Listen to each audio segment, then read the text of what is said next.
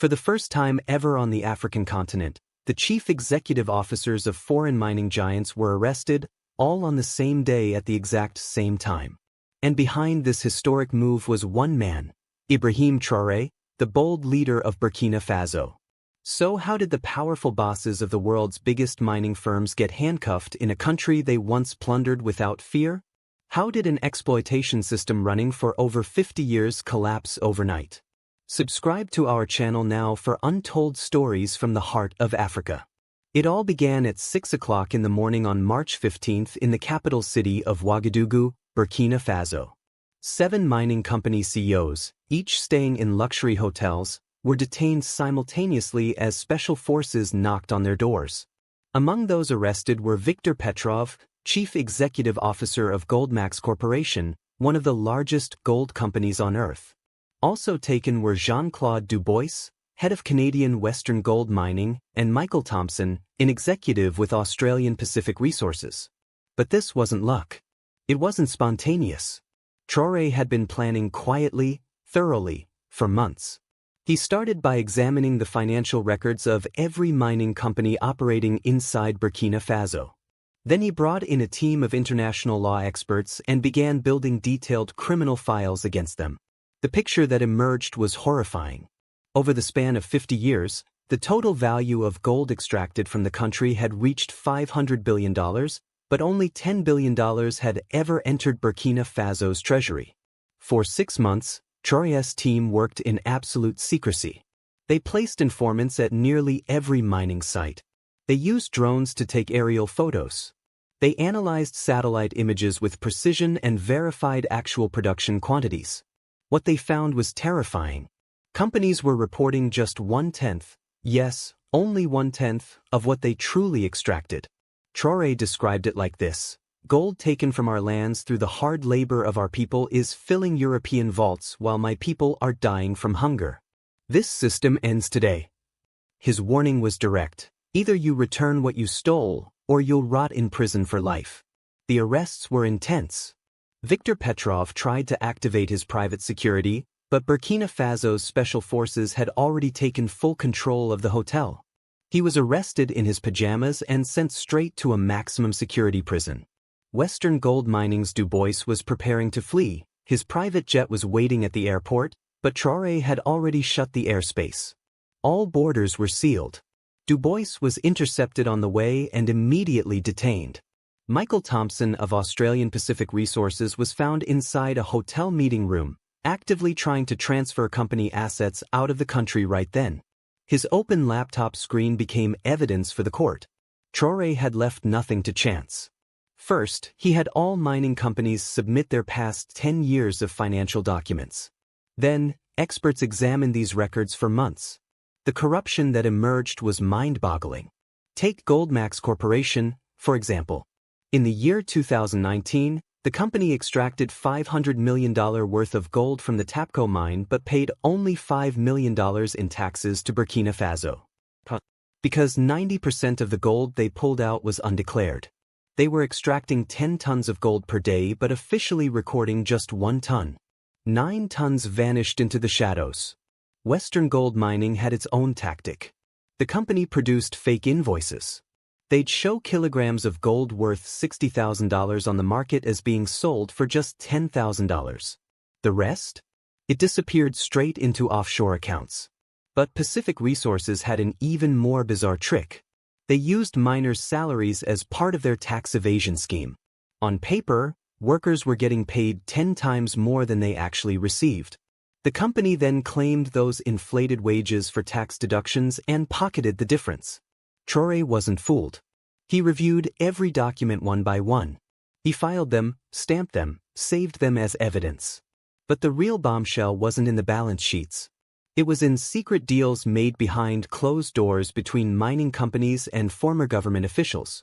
These agreements exposed the deep rot. In 2015, Mark Kabor, the energy minister at the time, accepted $50 million in bribes from Goldmax Corporation.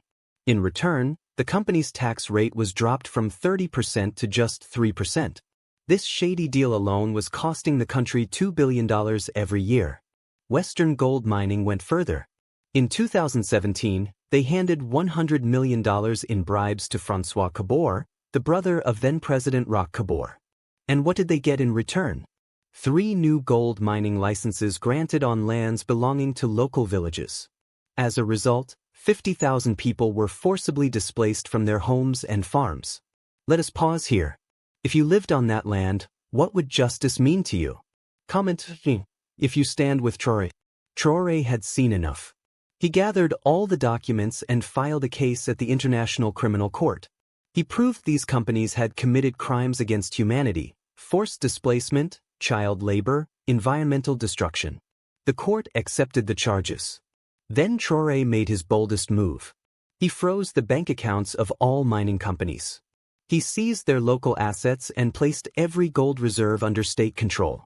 Those reserves, worth $100 billion, now officially belong to the people of Burkina Faso. The world reacted instantly. The arrests exploded across global headlines. Western media called Traore a dictator. The European Union held an emergency meeting. The United States issued threats. But Traore stood firm. "We are applying the law," he said. For 50 years, these companies broke every rule, evaded taxes, exploited our land and our people. Now, finally, justice is being served. Western threats do not scare us. And the people? They stood behind Traore, united.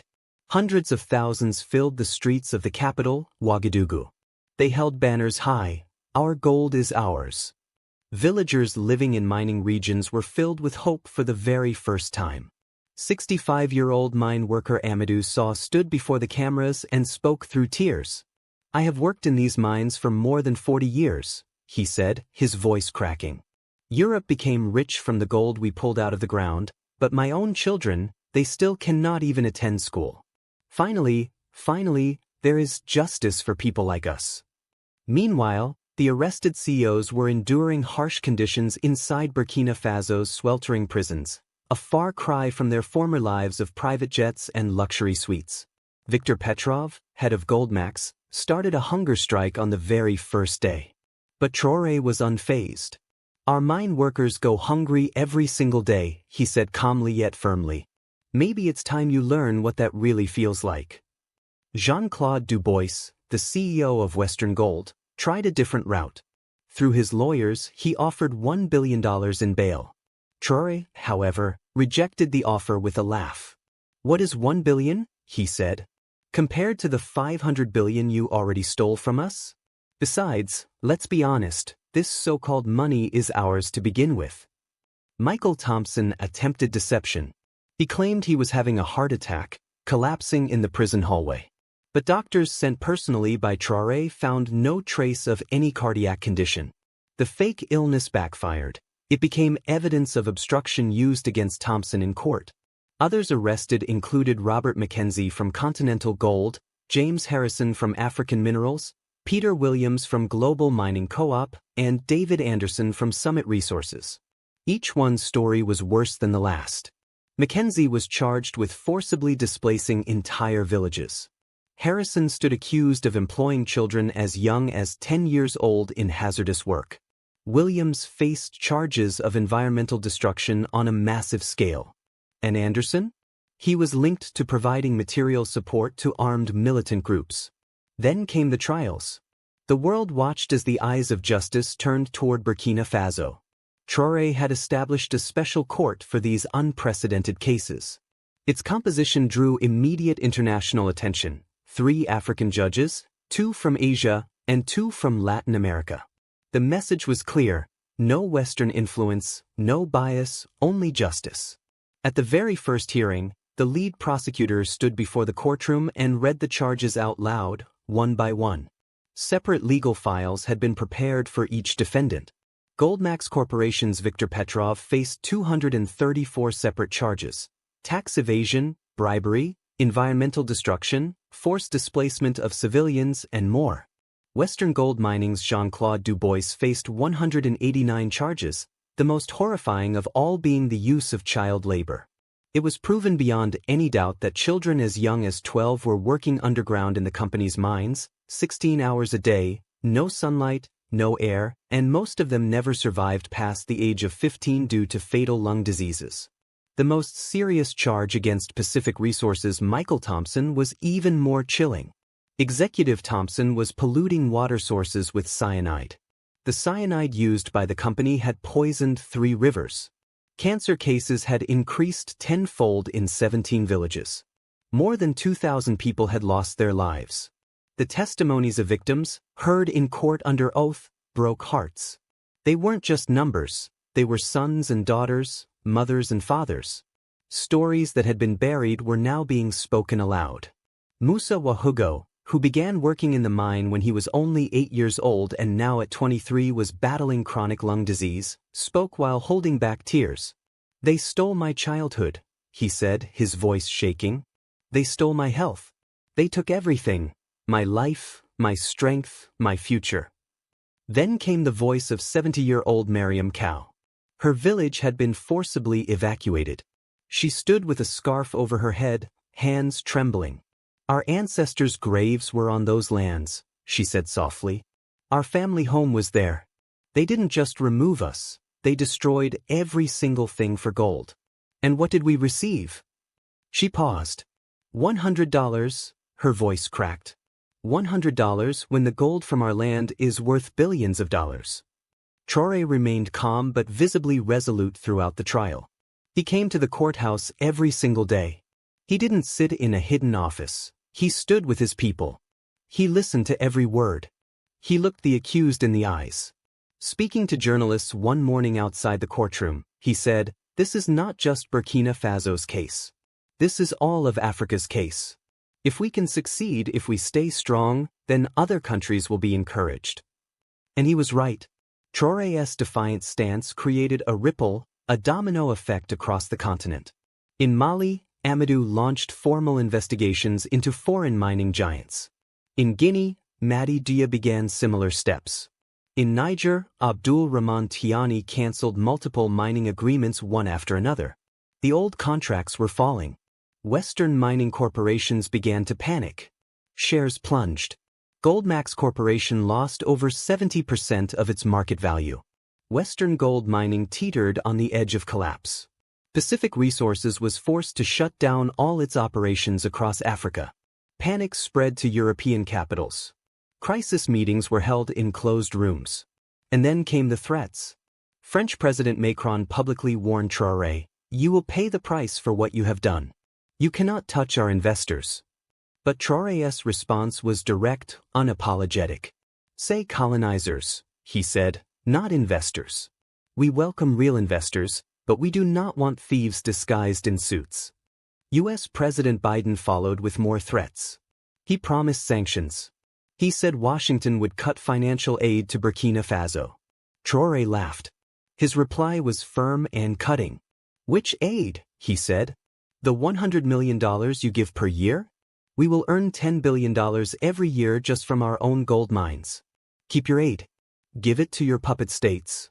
Meanwhile, inside the courtroom, new evidence continued to surface. Emails recovered from company computers revealed the true faces of the executives. At Goldmax Corporation, executives had called the people of Burkina Faso "stupid natives" in private messages. "We make them do anything we want with a few million in bribes," one message said. "They dance for dollars." Western gold mining's internal communications were worse. Executives had referred to child workers as cheap labor. And then came this chilling sentence. "Instead of giving $100 to one adult worker, we give $10 each to 10 children, and they never make a sound," wrote Sio Du Bois. At Pacific Resources, internal memos outlined step-by-step plans to dump cyanide waste directly into rivers. "No one will notice," the report stated. "Besides, these people don't live long anyway. Even if they die from cancer, they won't know who to blame," read one particularly chilling document. At Continental Gold, Robert McKenzie described the brutal displacement of villagers as a necessary sacrifice for progress.